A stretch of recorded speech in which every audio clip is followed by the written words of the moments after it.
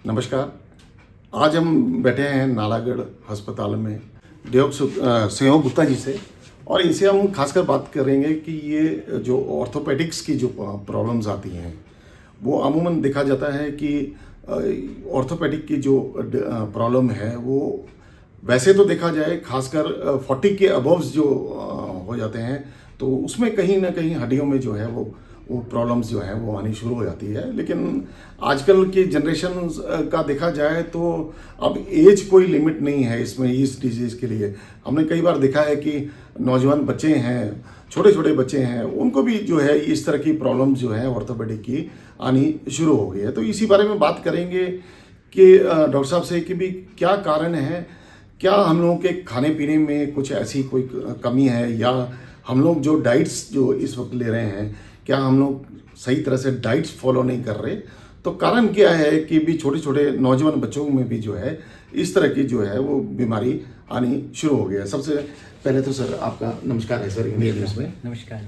Sir सबसे पहले तो ये हम शुरुआत इसी से करेंगे कि देखा गया है कि सर 40 एबव्स हम मानते हैं कि कैल्शियम की कई बार जो है वो कमी हो जाती है, और उससे जो है ये प्रॉब्लम शुरू आ जाती है हड्डियों में, कहीं पर जोड़ में जॉइंट्स पेन हो गए या अदर प्रॉब्लम्स आ गई।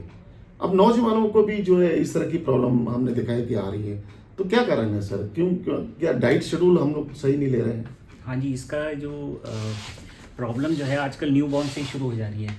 जैसे हम कई प्रॉब्लम्स हैं, क्लब फुट हुआ और हड्डियाँ कमज़ोर हो जाना, ये नौजवानों में भी आने लग गई है। ऐसे ही बुढ़ापे में जोड़ घिसने शुरू हो गए हैं, हमारे जो कूला हो गया, यहाँ पे घुटने हो गए, ये सब के सब। तो ये हमारी प्रॉब्लम इसमें ये रहती है कि हमारी कैल्शियम की कमी रहती है, विटामिन डी की कमी रहती है। हम आजकल धूप में नहीं बैठते, अंदर बैठ के काम करते हैं। तो कोशिश करो धूप में बैठो, हल्का व्यायाम एक्सरसाइज करो जी जी। और खाने में जितनी कैल्शियम रिच चीज़ें हैं, दूध से बने हुए प्रोडक्ट्स हुए, मखाने हुए, ये सब आप नियमित सेवन करो, है ना। तो उससे क्या होगा कि विटामिन डी की कमी पूरी होगी और बोन की जो कमजोरी है वो भी पूरी हो जाएगी। और ऐसे कई जैसे ग्रीस बनाने की अखरोट खाओ, ये करो, तो बुढ़ापे में ग्रीस भी कम घिसेगी, है ना। सर एक ज़रूरी मैं चाहूँगा कि दर्शकों को आप ज़रूर ये ज़रूर बताइए सर। देखिए आमतौर पे जब हम डॉक्टर के पास जाते हैं वो दवाइयाँ ज़रूर देते हैं, या अगर कोई बीमारी है एक्सरसाइज करनी है तो एक्सरसाइज करने बताते हैं। एक कहीं ना कमी रहती है हम लोगों के डाइट शेड्यूल की। तो खासकर लोगों को अभी तक ये नहीं पता कि हम क्या खाएं और किस तरह से हम अपना रूटीन वर्क रखें ताकि जो है हम ये बीमारी से दूर रहें। थोड़ा सा आप जरूर ये बताइए कि किस तरह का डाइट जो है हमें लेना चाहिए सर। इसमें प्रॉपर मतलब एक बैलेंस डाइट रहनी चाहिए हमारी, और उसके साथ साथ सुबह जैसे आप उठ जाएं, थोड़ी सी एक्सरसाइज करें, सैर करें, है ना। उसके बाद फिर आप सुबह सुबह नाश्ते में कुछ मखाने या दूध और फ्रूट्स और हरी सब्जियां वगैरह खाएं ज़रूर, है ना। दूसरा, आप कार्बोहाइड्रेट्स वगैरह के ऊपर बहुत ज़्यादा जोर ना डालें, उससे आपकी फ़ैट तो बढ़ता है, कार्बोहाइड्रेट फैट से फैट बढ़ता है, लेकिन उससे आपकी हड्डियाँ कमज़ोर रह जाती हैं।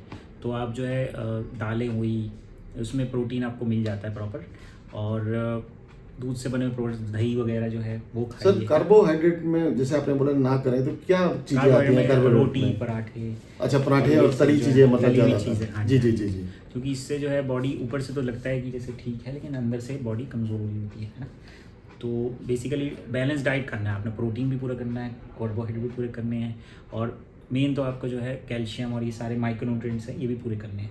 तो बैलेंस डाइट के ऊपर हमारा जोर रहता है कि आप हर चीज़ को इंक्लूड कीजिए अपनी डाइट में। सर कई डॉक्टर ये बोल देते हैं कि रात का खाना जो है वो लाइट खाना चाहिए या नहीं खाना चाहिए, तो आपकी तरफ से क्या सजेशन है कि रात का खाना है सर हमको किस तरह का खाना चाहिए?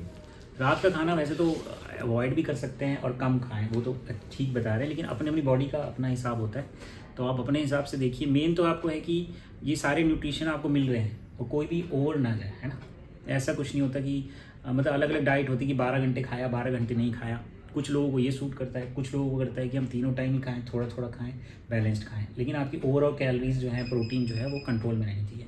तो उससे फिर बॉडी को कोई नुकसान नहीं होता अगर आप एक्सरसाइज भी कर रहे हो और प्रॉपर कैलोरी प्रोटीन भी आ रहा है। बच्चे सर आजकल आपने देखा होगा छोटे छोटे बच्चे, या आप छोटे बच्चों की क्यों बात करिए कि +2 में या +1 में पढ़ने वाले बच्चे जो है वो आजकल दूध, जैसे हम लोग पहले दूध या दही का सेवन करते थे, वो नहीं सर कर पाते अभी, दूध से अवॉइड करते हैं। तो थोड़ा सा जरा उनको बताइए कि दूध सर कितना महत्वपूर्ण है हमारे। हम तो कहते हैं कि प्योर दूध बहुत ज़रूरी है। आजकल दूध वाले भी पानी मिला देते हाँ हैं। जी जी जी। तो उस वजह से पाउडर मिला हुआ, पैकेट में जो है पाउडर मिला हुआ दूध आ रहा है, ये देखा जा रहा है। तो कोशिश करिए प्योर दूध वाले से लगवाएं, है ना, और उसका नियमित सेवन करें।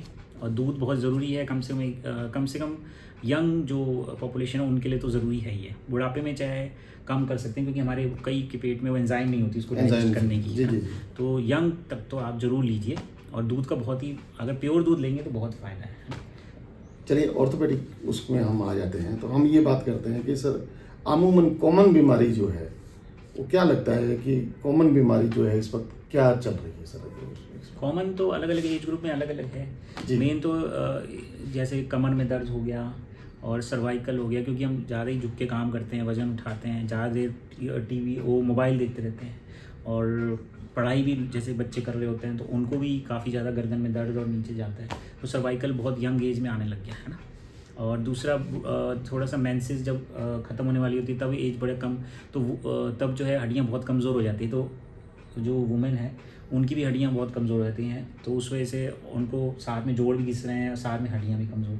तो बुढ़ापे में तो ये बहुत ही कॉमन आ गया। जी, मैं भी यही कहना चाहता था कि मैंने अक्सर देखा है कि अक्सर मतलब 70% लेडीज़ ऐसी हैं जिनको सर कमर दर्द की और इस तरह की प्रॉब्लम, मतलब आप मानिए कि तकरीबन सबको है। तो क्या मतलब लेडीज़ को ही ऐसा मतलब क्यों इतना ज़्यादा इफेक्ट होता है? लेडीज़ का एक्चुअली हार्मोनल चेंजेस ज़्यादा होते हैं मेंसेस की वजह से। जी, जी। तो मेंसेस में वैसे ही ब्लड लॉस होता है, उससे कमज़ोरी होती है। दूसरा फिर हार्मोन हमेशा ऊपर नीचे होते रहते हैं, और खासकर जब मेनोपॉज का टाइम आता है, जब बंद होने लगता है, तो बिल्कुल ही आपके जो हड्डियाँ मजबूत करने वाले हार्मोन है वो ख़त्म हो जाते हैं। तो उसमें फिर स्पेशल दवाई चलती है, और साथ में ताकि वो हार्मोन भी पूरे किए जाएँ, और साथ में वो कैल्शियम भी दिया जाता है उस टाइम पे, क्योंकि वो कम होने का नेचुरली प्रीडिस्पोजिशन है। सर अगर कैंसर की बात की जाए तो देखिए हम लोगों को नॉर्मली जो है हम कहीं देखते हैं कि ब्लड कैंसर है या कहीं और कैंसर हो गया, लेकिन जो एक बोन कैंसर जिसको बोलते हैं वो भी बहुत जो है वो गंभीर बीमारी है। तो सर क्या शुरुआती लक्षण आते हैं और किस तरह से सर उसको प्रिकॉल किया शुरू में आपको जैसे हमारे पास पेशेंट्स आते हैं तो उनकी कहीं ना कहीं स्वेलिंग आई होती है ना। तो स्वेलिंग में आपने देखना है कि एकदम से स्वेलिंग बढ़ गई है कि स्लो स्वेलिंग आ रही है। अगर एकदम से बढ़ गई है तो कैंसर की तरफ थोड़ा सा ज़्यादा सोचना पड़ता है, और फिर उसके बाद उसका देखा जाता है हार्ड है, सॉफ्ट है।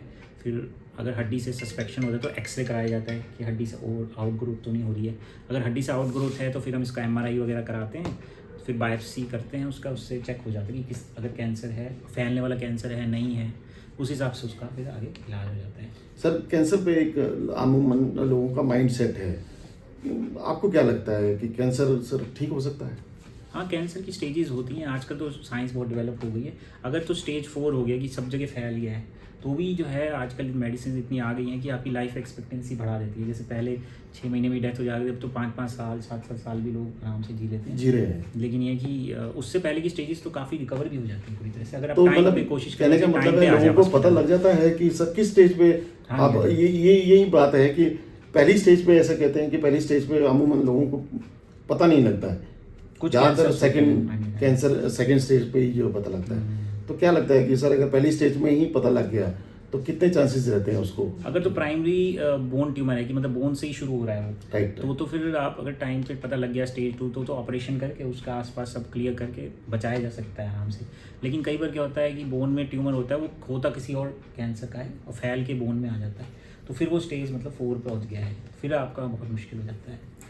सर एक आखिरी सवाल आपसे ये लेंगे, सवाल तो नहीं है, आपसे जानकारी ले रहे हैं सर कि ये अमूमन देखा है कि सर मतलब 90% लोगों को घुटनों में दर्द, जैसे घुटना में जॉइंट्स पेन हो गई या अदर कहीं पर भी जो है पेन जो ज़्यादा होती है, तो आप थोड़ा सा ये बता दीजिए कि ये जो बीमारियां हैं इससे सर कैसे बचाया जाए, और या कोई एक्सरसाइज है तो वो लोगों को थोड़ा सा अवेयर कीजिए प्लीज़।